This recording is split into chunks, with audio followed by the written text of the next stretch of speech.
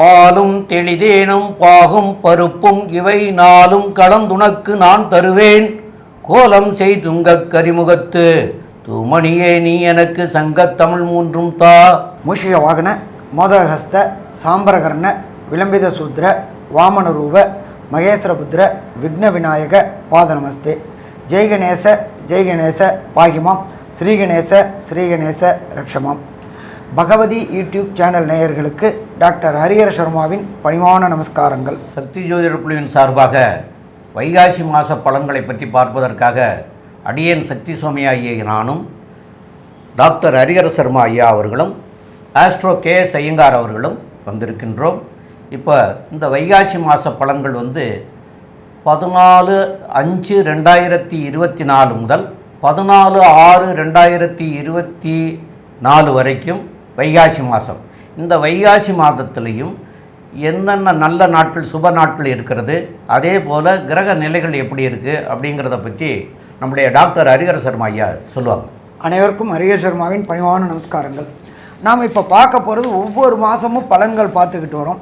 அதுபடி இந்த வருஷம் குரோதி மாதம் வைகாசி மாத பலன்களை பார்க்க போகிறோம். சரி, பலன்களை பார்க்க போகிறதுக்கு முன்னாடி இந்த மாதத்தில் என்னென்ன விசேஷ நாட்கள் அப்படின்னு பார்த்தோம்னா ரொம்ப சௌரியமாக இருக்கும். இதில் பிறக்கும் பொழுதே பார்த்தீங்கன்னாக்கா வைகாசி மாதம் 21ஆம் தேதி, அதாவது ஆங்கில தேதி 3/6/2024 திங்கக்கிழமை. நமக்கு பொறுத்தளவுக்கு என்றைக்குமே ஒரு புது மனைக்கு பூஜை போடணும் அப்படின்னாக்க வாஸ்து நாட்களில் போடுறது சிறப்பாக இருக்கும். வாஸ்து நித்திரை விடுற நாட்கள் அப்படின்றத பொறுத்தளவு பார்த்தா வருஷத்துக்கு 8 நாட்கள் வரும். நம்மளோட அதிர்ஷ்டமோ என்னமோ இப்போ இந்த வைகாசி மாதத்துலேயே இந்த வாஸ்து நித்திரை விடுற நாள் வருது. அப்போ இதுவரையிலும் மனை வாங்கி வச்சுட்டு பூஜை போடுறதுக்கு காத்துக்கிட்டு இருந்தவங்க அத்தனை பேருக்கும் இந்த 3/6/2024 அன்னைக்கு வாஸ்து நேரம் அப்படின்றது காலையில் 9:05 10:35 வரலும் இருக்குது. அதுலேயே ஆஸ்பீசியஸ், அதாவது மிக பரம பவித்திரமான நேரம் அப்படின்றது 9:59 10:35 வரணும். இந்த காலகட்டங்களில் ராகு காலம், யமகண்டம், குளிகை, கரிநாள் எதுவுமே பார்க்க வேண்டாம். வாஸ்து நித்திரவிட நாள் பூஜை போட்டாச்சு அப்படின்னா அந்த கட்டட வேலை நிற்காமல் கண்டினியூவாக போகும். கேட்ட இடத்துல பணம் கிடைக்கும், அதே போல் மெட்டீரியல் எல்லாமே கிடைக்கும். எந்த சங்கடமும் இல்லாமல் நிகழ்த்தக்கூடிய நாள் இந்த வைகாசி மாதம் 21ஆம் தேதி, ஆங்கில தேதி 3/6/2024. சரி, இதுக்கு அடுத்தது பார்க்கணும் அப்படின்னாக்க வைகாசி மாதம் அப்படின்னாலே விசாகம் அப்படின்றது. வைகாசி விசாகம் வருது வைகாசி மாதம் 10ஆம் தேதி, ஆங்கில தேதிக்கு 23/5/2024 வைகாசி விசாகம். சரி, இதுக்கு அடுத்தது வைகாசி மாதம் 15ஆம் தேதி, அதுக்கு ஆங்கில தேதி அப்படின்றது 28/5/2024 அக்னி நட்சத்திர தோஷ நிவர்த்தி. எப்பொழுதுமே அக்னி நட்சத்திரத்தை பொறுத்தளவுக்கு சூரியன் சித்திரை மாதத்தில் பரம உச்சத்தில் வரும்போது வரக்கூடியது அக்னி நட்சத்திர தோஷம்னு பேர். அக்னி நட்சத்திரன்றது மே 4 மே 21 வரையிலும் அக்னி நட்சத்திரம் இருக்குது. அதில் முன்கத்திரி பின்கத்திரி எப்படிம்பாங்க. முன்கத்திரின்றது 7 நாள் முன்னாடி, பின்கத்திரின்றது 7 நாள் பின்னாடி. அப்படி பார்க்கும்போது 21/7/28 அக்னி நட்சத்திர தோஷ நிவர்த்தி ஆகுது. இந்த காலகட்டங்களில் பெரும்பாலான சுப நிகழ்ச்சிகளை தவிர்ப்பது நல்லது. வேறு தவிர்க்க முடியாமல் பண்ணணும்னா அருகில் உள்ள ஜோசியர்கிட்ட கேட்டுக்கிட்டு பண்ணலாமான்னு கேட்டுக்கிட்டு பண்ணுங்கள். மற்றபடி இந்த 28 நாளும் முன்கத்திரி பின்கத்திரியில் பண்ணுறதை தவிர்ப்பது மிக சிறந்தது. சரி, இப்போ இந்த வைகாசி மாதம் பிறக்கும் பொழுது எந்தெந்த கோள்கள் எந்தெந்த நிலையில் இருக்குது அப்படின்றத கோள் சாரம் அப்படிம்போம். அதை பார்ப்போம். ஃபஸ்ட்டு காலபுருஷ தத்துவத்துப்படி முதல் ராசி அப்படின்றது மேஷ ராசி. மேஷ ராசியில் புத பகவானும் சுக்கிர பகவானும் இருக்கிறாங்க. அதுக்கு அடுத்தது ரிஷப ராசி, சூரிய பகவானும் மாறின குரு பகவானும் இருக்கிறாங்க. அதுக்கு அடுத்தது கன்னியா ராசி, கன்னியா ராசியில் கேது பகவான் இருக்கார். அதுக்கு அடுத்தது கும்ப ராசியில் சனி பகவான் இருக்கார். காலபுருஷ தத்துவத்தின் கடைசி ராசியான மீன ராசியில் செவ்வாய் பகவானும் ராகு பகவானும் இருக்கின்ற இந்த கோல்சார நிலையில் இந்த வைகாசி மாதம் பிறக்குது. நம்ம எப்பொழுதுமே இந்த கோல்சாரத்தில் பலன் சொல்கிறது அப்படின்றத பொறுத்தளவுக்கு 2 விதமாக இருக்குது. மெல்ல செல்லும் கிரகங்கள், விரைவாக செல்லும் கிரகங்கள் இருக்குது.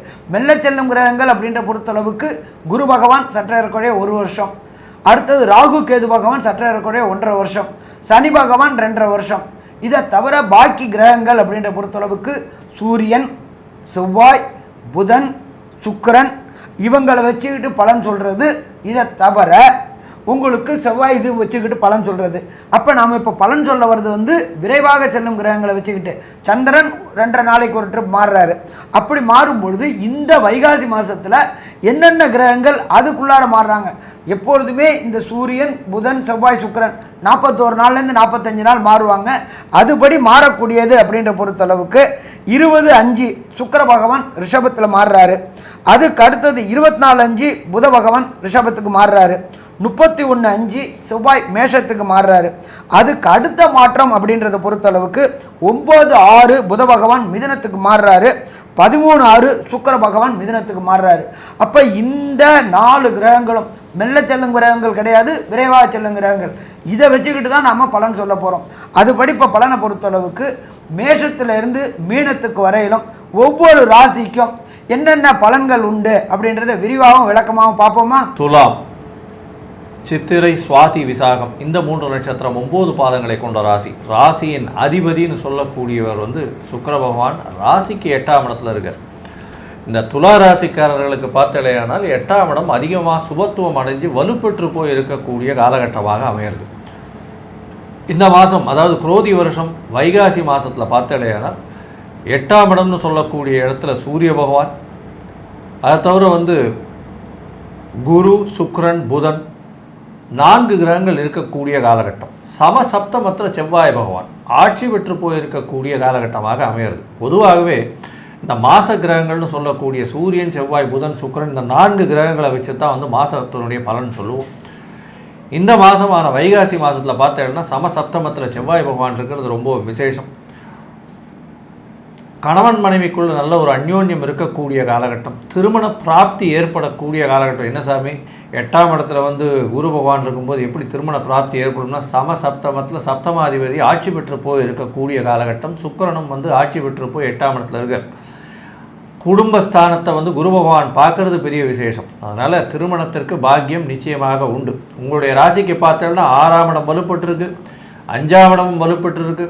திருமணமாய் குழந்தை பிராப்தி இல்லாதவர்களுக்கு இப்போ குழந்தை பிராப்தி வரும். ஏன்னா சனி பகவான் 5ஆம் இடத்துல இருந்தாலும் புத்திர ஸ்தான அதிபதினு சொல்லக்கூடியவர் மூலத்திரிகோண வீட்டில் ஆட்சி பெற்று போயிருக்கிறதுனால கண்டிப்பாக திருமணமாகி ரொம்ப நாள் ஆகி குழந்தை பிராப்தி இல்லாதவர்களுக்கு கண்டிப்பாக குழந்தை பிராப்தி ஏற்படும் இந்த மாதத்தில். உங்களுடைய ராசிக்கு பார்த்தோம்னா 11ஆம் அதிபதி வந்து உங்களுடைய ராசிக்கு 8ஆம் இடத்துல இருக்கிறது பெரிய விசேஷம். வெளிநாடு வெளியூர் போகக்கூடிய பாக்கியம் உண்டு. எதிரிகள் அற்ற நிலை இருக்கக்கூடிய காலகட்டம். போட்டித் தேர்வில் வெற்றி பெறக்கூடிய காலகட்டம். உடல் நலத்தில் நல்ல ஏற்றம் கிடைக்கக்கூடிய காலகட்டம். உங்களுடைய ராசிக்கு 12ஆம் இடத்துல குரு பார்வையில் வந்து கேது பகவான் இருக்கிறதுனால கேள யோகம்னு பேர். அதனால் உங்களுடைய சொந்த ஊருக்கு போய் இந்த ஐயனார் அந்த மாதிரியான முனீஸ்வரர் மடங்கள், பீடாதிபதிகள் இவங்களெல்லாம் போய் சேவிச்சுட்டு வரக்கூடிய வாய்ப்புகள் உண்டு. உங்களுடைய சொந்த ஊர், சொந்த கிராமத்தை போய் பார்த்துட்டு வரக்கூடிய வாய்ப்புகள் உண்டு. சித்தர்கள் இருக்கக்கூடிய இடங்களுக்கு போயிட்டு வரக்கூடிய வாய்ப்புகள் நிச்சயமாக இந்த மாதத்தில் உங்களுக்கு இருக்குது. உங்களுடைய ராசிக்கு பார்த்தீங்களேனால் 8ஆம் இடத்துல வந்து சூரிய பகவான் இருக்கிறதுனால திடீர் பணயோகம் வரக்கூடிய வாய்ப்புகள் நிச்சயமாக இருக்கும். வெளிநாடு போகக்கூடிய பாக்கியம் நிச்சயமாக உண்டு. சப்தமாதிபதி ஆட்சி பெற்று போயிருக்கிறதுனால பார்ட்னர்ஷிப் பிஸ்னஸில் பெரிய ஏற்றம் கிடைக்கக்கூடிய காலகட்டமாக இந்த மாதம் அமையிறது. பொதுவாகவே இந்த துலா ராசிக்காரர்களுக்கு பெரிய ஏற்றமான காலகட்டம். ஏன்னா வருட கிரகங்கள்னு சொல்லக்கூடிய சனி, ராகு, கேது மற்றும் குரு எல்லாமே நல்லபடியாக இருக்கக்கூடிய காலகட்டம். ஏன்னா குரு பகவான் 8ஆம் இடத்துல மறைஞ்சிருந்தாலும் அவருடைய பார்வை மிகவும் ஏற்றத்தோடு இருக்கக்கூடிய காலகட்டமாக இருக்குது. இதன் மூலியமாக பார்த்தோம்னா உங்களுக்கு எது எடுத்தாலும் வெற்றி. தாயின் உடல்நிலையில் நல்ல ஒரு ஏற்றம் இருக்கக்கூடிய காலகட்டம். இந்த மாதத்தில் வந்து உங்களுடைய தந்தையாரின் உடல்நிலை, நீங்கள் வெளிநாடு போய் படிக்கக்கூடிய பாக்கியம், தொழிலில், சொந்த தொழிலில் என்ன ஒரு ஏற்றம் இருக்கும் அப்படின்றத பற்றி நம்ம ஐயா பகவதி அறிஞன் ஐயா கிட்ட கேட்போம். ஐயா நல்லா தெளிவாக விளக்கமாக விரிவாக சொன்னீங்க.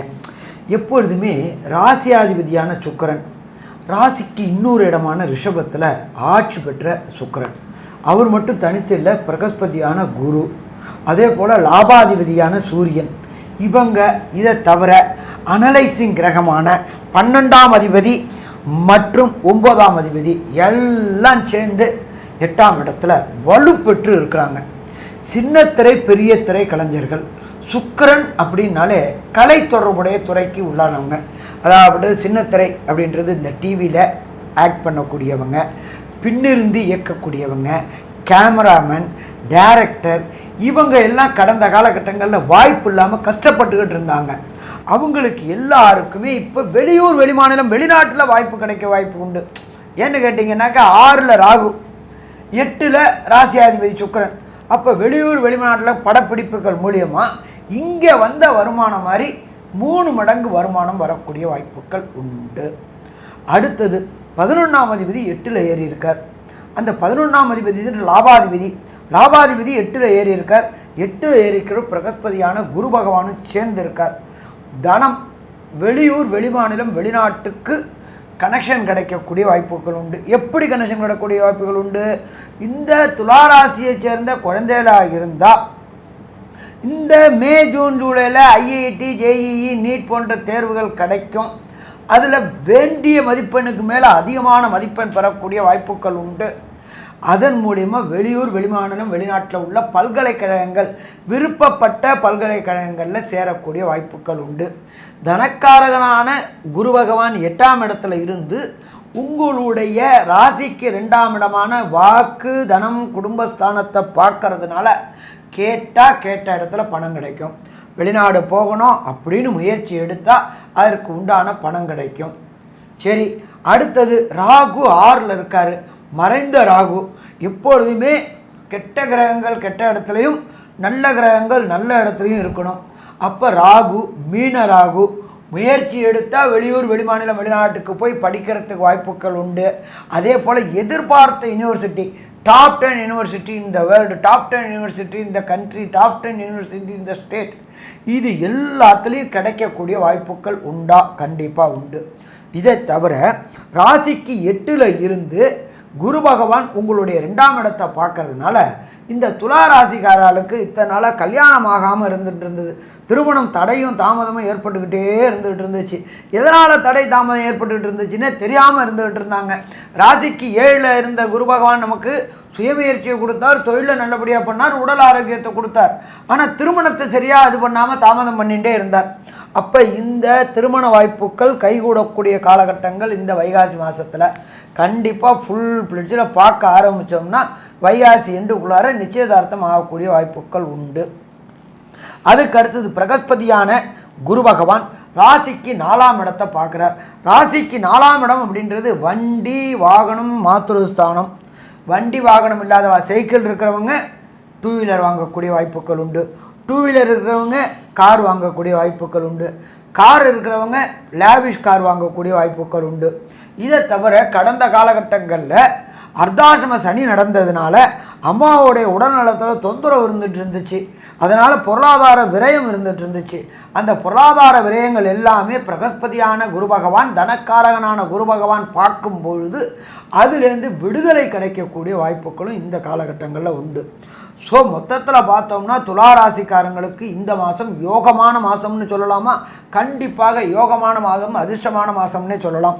சரி, இதில் ஒரு சில பேருக்கு தசாநாதனோ புத்திநாதனோ அந்தரமநாதனோ சூட்சுமநாதனோ சரியான இடத்துல இல்லாமல் தொல்லைகள் கொடுத்துக்கிட்டு இருந்தால் அவங்க என்ன பரிகாரம் செய்யணும் அப்படின்றதையும், இதை தவிர இந்த வைகாசி மாதத்தில் 32 தேதி, இந்த 32 தேதியில் சந்திராசிரம தினங்கள் எண்ணிக்கை, அந்த சந்திராசிரம தினங்களில் என்னென்ன காரியங்கள் செய்யக்கூடாது அப்படின்றத விரிவாகவும் விளக்கவாகவும் நம்ம ஐயா சக்தி சோமையா அவங்க சொல்லுவாங்க. ரொம்ப அற்புதமாக தெளிவாக விளக்கமாக 2 பேருமே சொன்னீங்க. ரொம்ப அருமையாக இருந்தது. இப்போது இந்த துளாராசிக்காரர்களுக்கு சந்திராஷ்டம தினங்கள் அப்படின்னு சொல்லக்கூடியது வைகாசி மாதத்தில் 23, 24, 25 காலையில் 9, 11 வரைக்கும் இருக்குது. இது வைகாசி மாதத்தினுடைய தேதி 23, 24, 25ங்கிறது. அதுக்கு ஆங்கில தேதி அப்படின்னு சொல்லக்கூடியது 5/6/2024 புதன்கிழமை, 6/6/2024 வியாழக்கிழமை, 7/6/2024 வெள்ளிக்கிழமை காலையில் 9 மணி 11 நிமிஷம் வரைக்கும் உங்களுக்கு சந்திராஷ்டம தினங்கள். இந்த சந்திராஷ்டம தினங்களில் என்னென்ன செய்யக்கூடாது அப்படின்னு கேட்டிங்கன்னா, முக்கியமாக வெளியூர் பயணங்கள் இருக்கக்கூடாது. வெளியூர் வெளிநாடு எந்த ஊருக்குமே பயணங்கள் இருக்கக்கூடாது அப்படிங்கிறது தான். அதே மாதிரி சுபகாரியங்கள் செய்யக்கூடாது அப்படிங்கிறது.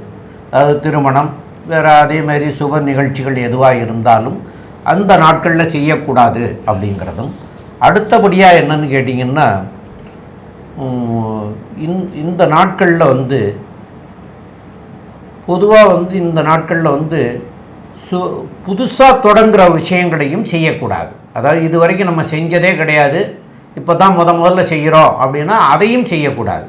இந்த 3 காரியங்களையும் தவிர்க்கணும். இது போக இந்த இந்த இந்த நாட்களில் வந்து எதிரிகளாக இருந்தாலும் நண்பர்களாக இருந்தாலும் அவர்களோட பேசுகிற போது இது நிதானமாக வந்து பேசுகிறது நல்லது. உங்ககிட்ட சில பேர் வந்து கருத்துக்கள் கேட்டாங்கன்னா கூட அதுக்கு வந்து ஆமாம் உண்டு இல்லை அப்படின்னு சிங்கிள் வேர்டில் ஒரு வார்த்தையில் இதையே சொல்லக்கூடிய வாசகத்தை நீங்கள் உபயோகப்படுத்திக்கிறதும் நல்லதாக இருக்கும். ஏன்னு கேட்டால் இதனால வந்து அது வழக்காக மாறக்கூடிய வாய்ப்புகள் உண்டு. அதனால வந்து நம்ம வந்து கவனத்தோடு பேசணும் அப்படிங்கிறதையும் சொல்கிறோம். இதெல்லாம் பண்ணணும். இதெல்லாம் வந்து பண்ணுனா உங்களுக்கு இந்த நாட்களும் நல்ல நாட்களாகவே அமைஞ்சிரும் அப்படின்னு சொல்கிறோம். மேலும் வந்து உங்களுடைய ஜாதக பிரகாரம் கோச்சார ரீதியிலையோ தசாநாதனுடைய வழியிலையோ அந்தரநாதனுடைய வழியிலையோ புத்திநாதனுடைய வழியிலையோ உங்களுக்கு சரியில்லாத நேரமாக இருந்தால் அந்த அந்த கிரகம் என்னன்னு உங்களுக்கு தெரிஞ்சிருந்ததுன்னா அந்த கிரகத்திற்குண்டான தினங்களில் அந்த கிரகத்திற்குண்டான தெய்வத்திற்கு போய் தீப வழிபாடு பண்ணியும் அல்லது அர்ச்சனை செய்தும் இந்த மாதத்தை நீங்கள் வந்து அந்த 4 கிழமைகளையும் 4 வாரம் என்ன கிரகத்துக்கு சரியில்லையோ அந்த கிழமை அன்றைக்கே போய் செய்துக்கிறது சால சிறந்ததாக இருக்கும். எனக்கு அதெல்லாம் தெரியாதுங்க, என்ன திசை நடக்குது, என்ன புத்தி நடக்குது, என்ன அந்தரம் நடக்குது, என்ன சூட்சமம் நடக்குது, இதெல்லாம் எனக்கு தெரியாதுங்க அப்படின்னு சொல்கிறவங்க, இப்போது இது வந்து சுக்கிரனுக்கு பண்ணக்கூடிய, அதாவது உங்களுடைய ராசிநாதன் சுக்கிரன். அப்போ சுக்கிரன் அப்படின்றதுக்கு வந்து என்னென்னு கேட்டிங்கன்னா அம்பாள் பெண் தெய்வங்களை போய் வெள்ளிக்கிழமை அன்னைக்கு வழிபடுறதும் அர்ச்சனை பண்ணி வழிபடுறதும் தீபமேற்றி வழிபடுறதையும் பண்ணினீங்கன்னா இதனால் வரக்கூடிய விளைவுகளில் இருந்து மாறக்கூடிய வாய்ப்புகள் உண்டு. அதனால் நன்மை அடைய முடியும். இதை பற்றி உள்ள மேலும் உள்ள விவரங்களை பற்றி நம்முடைய ஆஸ்ட்ரோ கேஎஸ் ஐயங்கார் அவங்க சொல்லுவாங்க. ஐயா, துளாராசியை பொறுத்தவரையிலும் நல்ல ஒரு ஏற்றமான காலம். ராசிநாதன் 8ஆம் இடம் தன்னுடைய சொந்த வீட்டிலே இருக்கிறது பெரிய விசேஷம். மறைந்த இடத்திலிருந்து பொருள்கள் வரக்கூடிய வாய்ப்பு. ஏன்னா 11ஆம் அதிபதியும் சேர்ந்து இருக்கக்கூடிய காலகட்டம். திருமண யோகம் வந்தாச்சு. உடல் நலத்தில் நல்ல ஒரு ஏற்றம் இருக்கும். உங்களுடைய ராசிக்கு சமசப்தமத்தில் செவ்வாய் பகவான் இருக்கிறதுனால திருமண பாக்கியம் நிச்சயமாக உண்டு. பார்ட்னர்ஷிப் பிஸ்னஸில் பெரிய ஏற்றம் இருக்கும். சொந்த ஊர் கோவிலுக்கு போயிட்டு வரக்கூடிய வாய்ப்புகள் உண்டு. அதாவது உங்களுடைய மூதாதையர்கள் வழிபட்ட கோவிலுக்கு போய் வழிபட்டு வரக்கூடிய வாய்ப்புகள் உண்டு. பேச்சில் நல்ல நளினம் இருக்கும். படிக்கக்கூடிய மாணவர்களுக்கு போட்டித் தேர்வில் நல்ல ஒரு வெற்றி கிடைக்கும். குழந்தை பிராப்தி ஏற்படக்கூடிய பாக்கியம் நிச்சயமாக உண்டு. தொழிலில் அபரிமிதமான ஏற்றம் இருக்கும். அதை தவிர பார்த்தீங்கன்னா பார்ட்னர்ஷிப் தொழிலில் பெரிய ஏற்றம் கிடைக்கக்கூடிய காலகட்டம். அதுவும் வந்து இந்த இது ஃபிலிம் இண்டஸ்ட்ரி, அதாவது வெள்ளித்திரை சின்னத்திரையில் வந்து ஹீரோயின்ஸை விட சைடு ஆர்டிஸ்ட்டு டைரக்டர்ஸு வெள்ளித்திரையின் பின்னாடி இருந்து செயல்படுத்தக்கூடியவர்களுக்கு பெரிய ஏற்றம் கிடைக்கக்கூடிய காலகட்டம். ஏன்னா ராசிநாதன் 8ஆம் இடத்துல மறைஞ்சு இருக்கிறதுனால மறைமுகமாக செயல்படக்கூடியவர்களுக்கு வெற்றி நிச்சயமாக கிடைக்கக்கூடும். அதுவும் ஆர்ட் டைரக்டர்ஸு இவாளுக்கெல்லாம் பெரிய ஏற்றம், டான்ஸ் மாஸ்டர்ஸ் இவாளுக்கெல்லாம் பெரிய ஏற்றம் கிடைக்கும். இதை தவிர வந்து இந்த காட்டன் ஃபேப்ரிக்கு, அதை தவிர வந்து இந்த இண்டஸ்ட்ரி, அதாவது நூல் இண்டஸ்ட்ரி, அதை தவிர வந்து காட்டன் துணி நெய்யக்கூடிய இண்டஸ்ட்ரி, பால் பதனிடக்கூடிய பொருட்கள், இதெல்லாம் வந்து ஒரு பெரிய ஏற்றத்தை கிடைக்கக்கூடிய காலகட்டமாக இருக்கும். அழகு சாதன பொருட்களை விற்பவர்களுக்கெல்லாம் பெரிய ஏற்றம் கிடைக்கக்கூடிய காலகட்டம். மொத்தமாக இந்த துளாராசிக்காரர்களுக்கு குரோதி வருஷம் வைகாசி மாதம் ஒரு பெரிய வரப்பிரசாதமாக அமையும் அப்படின்னு இந்த சக்தி ஜோதிட குழு சொல்லுது. நன்றி, நமஸ்காரம். ஸ்ரீ பகவதி யூடியூப் சேனல் பார்த்த அன்பர்களுக்கு நன்றி. இதே போன்று ஆன்மீக தொடர்புடைய ஜோதிட தொடர்புடைய தகவல்களை தொடர்ந்து நீங்கள் பெற ஸ்ரீ பகவதி யூடியூப் சேனலை சப்ஸ்கிரைப் செய்யுங்கள் மற்றும் அருகில் உள்ள பெல் ஐக்கானை அதை அழுத்தினீர்கள் என்றால் தொடர்ந்து என்னுடைய சேனலை பார்க்க முடியும். நன்றி, நமஸ்காரம்.